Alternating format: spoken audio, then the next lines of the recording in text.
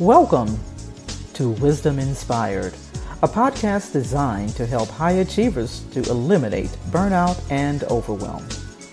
Now let's prepare to open our hearts, our minds, and our notebooks to receive today's wisdom. Good morning, high achievingpreneurs. Hope all is well in your world. Let's get started with the call, because today we're going to talk about, or today's topic rather, is the freedom of boundaries. The freedom of boundaries. And we've talked many times about this topic of boundaries, but it just kind of seems to keep popping up.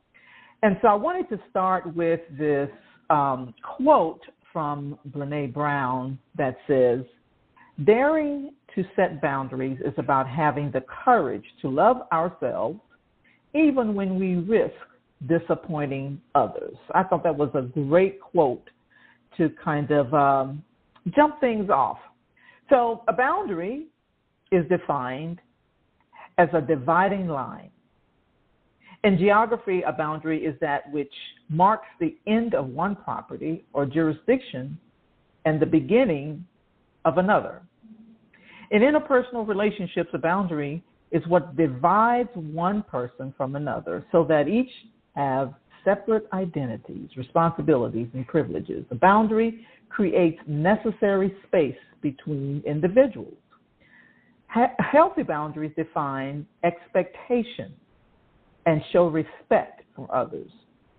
And so as I was preparing for today's topic, I was reminded of a situation that happened some years ago, actually back in the late 80s, early 90s. And so it was a time when I owned a gospel record store, and it was located in a flea market. And so I love doing that. You know, if anyone who knows me knows I love music, I love, worship, I love, all of that. So anyway, so it was a small little record shop, and I was there for probably about a year, maybe 2 years. And so, but just as with any business, there were highs and lows and hills and valleys and things like that, just with any business, right? So during one of those low valley moments, I was about to, it was a Sunday, and I was actually about to go to the shop, and because I was open on weekends. And so as I was leaving church, I was in the parking lot, and so a lady who I actually knew approached me, and, we were just kind of walking to our vehicles, right? And so we began having this discussion about business and some challenges, in business, because she owned a business as well. And so because I knew her, I felt comfortable enough to, kind of share a little bit about some of the challenges I was facing in business. So as we continued to have the conversation, she suggested, she said, well, why don't you leave the flea market and come to an office building where I'm located. And the thing was, she owned a staffing agency, and she wasn't in the office a lot, but she had an office suite. And so she said, well, you can come, you can set up your shop here. It would be a lot cheaper than paying the rent that you're paying right now. You can come and go as you please, and that type of thing. So she had a very compelling argument for what I was facing. So I gave it some thought for a few days, and then eventually I decided to move into space with her. And so at first things seemed to be working out pretty good, right? About 6 months in, she asked me, she approached me, she said, I'm looking for a roommate. Would you like to be my roommate? And so I gave that some thought. I was in not a whole lot of thought, but, I said, no, I'm good. And so after that, I guess it's been probably a couple of weeks. I promise you I'm going somewhere. Just stay with me. And so one night she actually was early in the morning. I get a phone call. It was about 4:30 a.m. And it was her. And she was asking me, she said, well, I got to go to South Dallas to pick up someone I had hired for a project, and they don't have the transportation to get to the gig. And so I sat there, I was like, I said, and I didn't say this to her, but I'm saying this to you. First problem is 4:30 a.m. Second problem, you can't just run to South Dallas unless you live in South Dallas. And she didn't live in South Dallas, and neither did I. Third problem, I was about to get up to get ready for work. So it would be kind of difficult for me to call in at a short notice unless it was an emergency. So I told her no, and she hangs up on me. So I said, okay.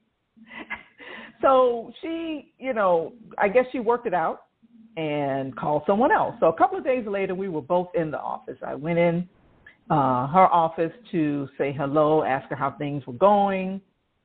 And she just kind of looked at me with this poker face as if I was not even in the room. And she did not respond. She gave me this long stare, and then she got up, and then she walked out. And I was like, wow, now this is really strange. So I guess after she cooled down a little bit, she told me, she says, I was really needing a friend to go with me, and you just let me down. I had to go somewhere, and you let me down. You weren't even concerned about me. You're not even a friend. And my first thought was, and I told her, I said, I never said I wasn't concerned. I said I had to go to work. So first problem, she didn't want a friend. She wanted someone that she could control and manipulate. And I'm telling you, not being her roommate was the best decision I could ever make. And needless to say, we did part ways as far as office roommates were concerned, because that's what she was all about. See, boundaries protect us from those who have no self-control and who wish to control us. A person with clear, healthy boundaries communicates to others what is and what is not permissible, saying, in effect, this is my jurisdiction and you have no right to interfere. And that's what she was doing. She was crossing a boundary by asking me to do something that I was not willing to do. And even when I think about the conversation, the approach was just terribly wrong. But the thing is, it's like adults, when we are raised without protective boundaries, we often feel like someone that says no to us is mean. And I'm sure that that's what she felt, because obviously she never had any self-control, because she would not have crossed those boundaries, because we were not friends. We were just office mates.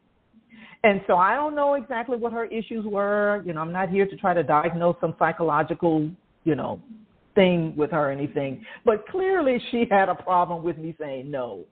And a person with healthy boundaries takes responsibility for their own life. And that's what I did. And the goal of boundaries is to make sacrifices for people when appropriate, but never in a destructive manner. And we should be available for people in crisis, but that was not a crisis. And so being gracious is not a blank, and I'm one, if anyone that knows me knows that I'm pretty gracious until you cross the line. I'm pretty nice until you cross the line. But being gracious is not a blank check for others to continually drain our emotional account. And had we continued to be friends and continued in that relationship, that's what she was going to do. And so boundaries teach us to accept one another as being different yet still valuable. God uses boundaries to help us appreciate the differences in people rather than be upset by them when they say no. Boundaries are not selfish. They're not selfish when we use our freedom to serve and love one another. In godly relationships, both people are free to love each other and to be themselves, because neither is using or manipulating the other person. Boundaries are fruitful, are a fruit of yielding to God's will. And He will enable us to make godly choices. And in that situation, I'm not saying that it wasn't a quote unquote godly choice, but it was a good choice for me. Okay? And so boundaries can be difficult sometimes to establish because saying no may have been taught as being quote unquote ungodly. Right? And the thing is, there's nothing wrong with saying no. Nothing wrong with saying no. And saying no will protect you. Saying no is a complete sentence. Saying no is something that we should exercise often in our conversations, especially when they cross boundaries. And so there's a whole lot more that we're going to talk about when it pertains to having boundaries in our daily lives, in our personal lives. And so the way I want to close is I want to encourage all of us, all of you who are listening to this call, that if you're not exercising healthy boundaries, start practicing setting boundaries in your business. Clearly communicate expectations with customers and clients and business relationships so that they will respect you and your time, right? And so in that, you will experience more freedom. You'll have higher self-esteem, self-respect, and trust me when I tell you, you will have peace of mind. I had so much peace of mind in that conversation. I was so free, and there's nothing, I was not sorry for saying no in that scenario. And so we'll continue our discussion on this topic of boundaries as the Lord allows. But I really just kind of wanted us to just kind of jump into this topic because if you think about no and the things that I just shared with you about boundaries, use that to kind of set the tone for the week. Use that to think about things that you may be experiencing in terms of boundaries being crossed. Because trust me, somebody's going to test you. Somebody's going to try you. Somebody's going to come at you in the wrong way. And even not just so much come at you, but it's a matter of, especially in this situation, it's a matter of manipulation, right? She was trying to manipulate me and control me, not be my friend, because those things take time. So I hope that today's call has empowered you, especially on this concept of freedom of boundaries. And I encourage you to practice healthy boundaries on a daily basis. And so with that said, meet us back on the line next time, same place, same station, because we're out of time with more Wisdom Inspired. Have a wildly productive day. I hope you enjoyed the episode of Wisdom Inspired that was brought to you by the AAC Co-working Community, a virtual community designed to support female entrepreneurs, business owners, and freelance professionals. For more, go to wisdominspired.net.